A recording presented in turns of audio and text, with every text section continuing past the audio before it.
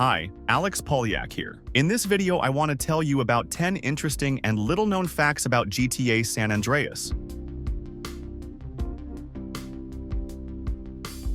There are several locations in the state of San Andreas where you can meet photographers. If CJ points a gun at a male photographer, then such an NPC will raise his hands. But if you do the same with a female photographer, then she will attack CJ.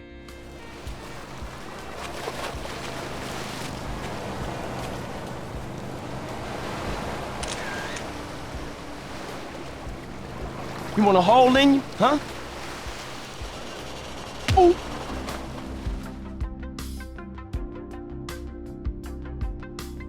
In the atrium building where CJ and Big Smoke took part in a shootout with the Russian mafia, there is a statue in the center of the room. It is very famous, especially because it is a clear example of Rockstar's obscene humor. For some reason, this object is half-made, but in fact, the missing part is stored in the game files. If you assemble the statue using some special software, it will look like this. There is also another sculpture in the files, which consists of two parts, and this is what it should look like when assembled. It can be assumed that the developers originally planned to make these objects destructible, similar to how it works with other sculptures in that room in the PlayStation 2 and Xbox versions of the game.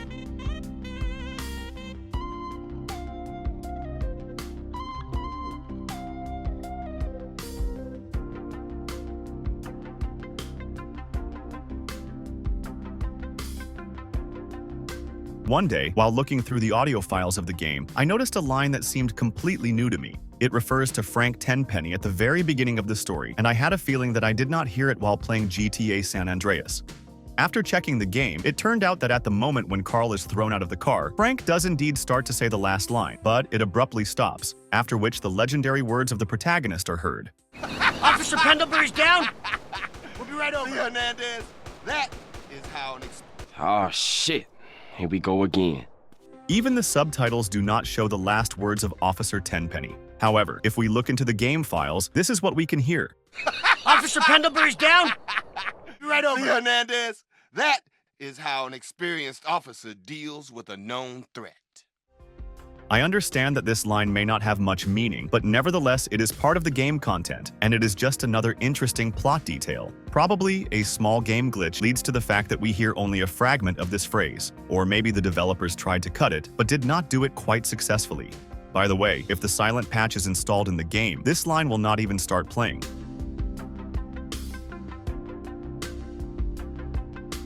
Using Forklift, the player is able to lift the most unexpected objects, for example, lampposts like these.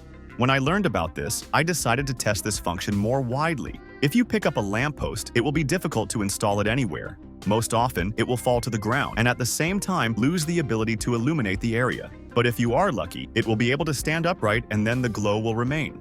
We can conclude that the light emission depends on the position of the lantern. If you do not let go of the lantern and continue to ride with it, it will continue to glow.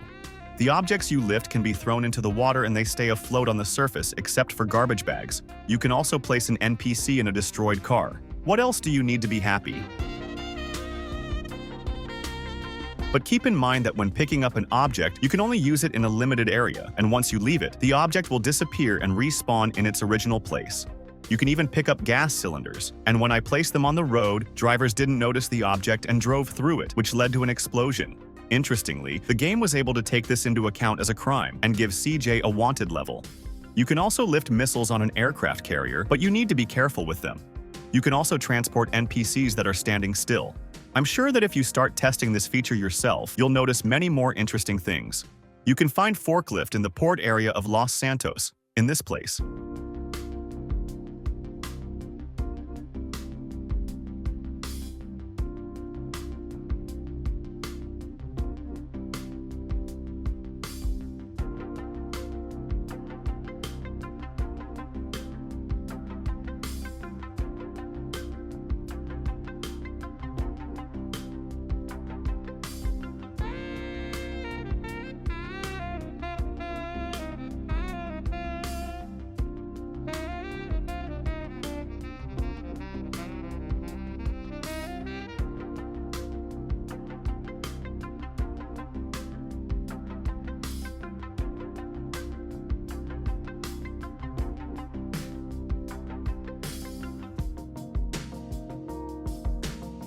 There should be a local gang graffiti near the basketball court in the Playa del Civil area.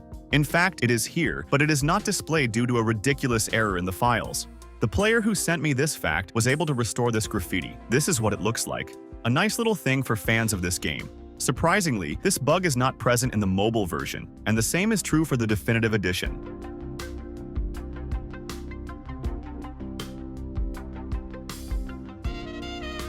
It is widely known that if CJ runs into a pain spray while on the wanted list, the police will stop reacting to him and start to disperse, although the wanted level will not change. It turns out that the same thing happens on the roof of such a garage. If the player climbs up there and is directly above the garage, the police will stop reacting to him. When I was told about this phenomenon in Los Santos, I checked all the pay and spray garages, and I can say for sure that it works in each of them. This even happens at the closed garage in Las Venturas, which is only available in the very first version of the game on PlayStation 2.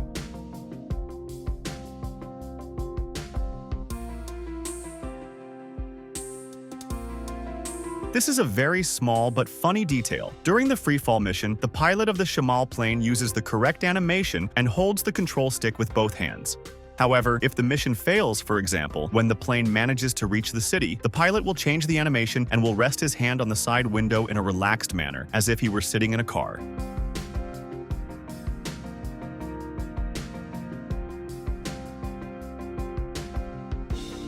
If CJ and Denise are in a burning car during their date, she may exclaim that she hates fire and that Carl should know about it. I thought you knew I hated fire! This is a cool reference to the Burning Desire mission, in which the protagonist saved Denise from a fire. It seems that those events left the girl with psychological trauma.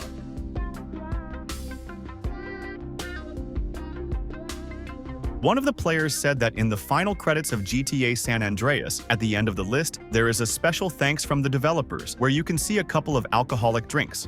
I found this funny and interesting, and decided to study the whole list more closely. Some lines mention people who actually contributed to the creation of the GTA games, but besides this, there are quite unusual references.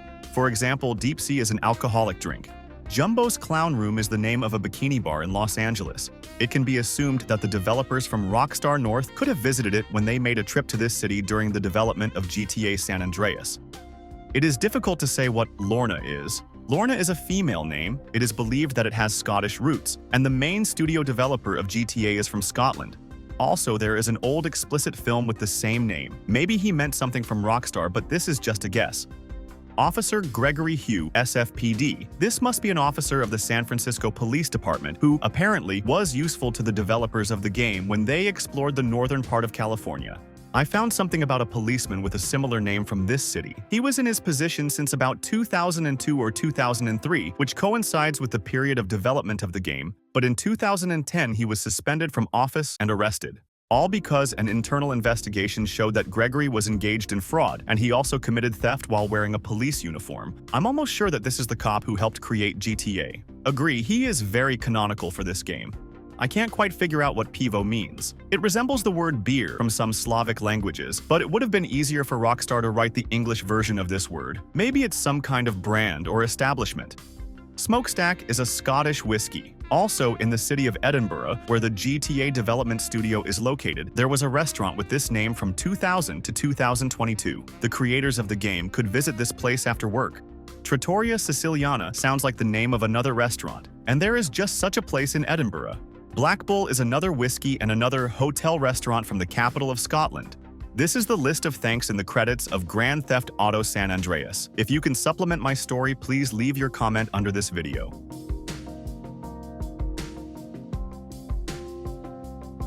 Playing through the game again, I noticed one curious phenomenon in the mission Up, Up, and Away. If you remember, at a certain point the player must use a stationary minigun mounted on the roof to shoot down enemy helicopters. When the player takes this weapon, the same type of weapon will disappear from his arsenal. That is, if you have your own ammo for a minigun, RPG, heat-seeking rocket launcher, or a flamethrower, then after using a special minigun, you will lose a similar weapon from this slot. By the way, I also checked the Air Raid mission, where we have to shoot from a special minigun in a similar way. It turned out that the game also takes away this type of weapon from the player, but in that mission, nothing can be done about it, and in Up, Up, and Away, you can use one trick. If you take any weapon of this type in your hands, then stand on the marker and take a special minigun. The game will save our ammunition, but this will happen with one difference. If the player initially had a minigun, it will be saved in full. If the player had any rocket launcher, the game will replace each unit of ammunition with 1 minigun bullet. In other words, instead of 10 rockets, you will get 10 bullets. And if the player had a flamethrower, then the most interesting thing happens. For each unit, the game gives 10 minigun bullets. Thus, before going up to the roof, you can take 200 flamethrower units under the building. Go to the marker with this weapon in your hands, start using the minigun, and the game will give us 2,000 bullets for this powerful weapon.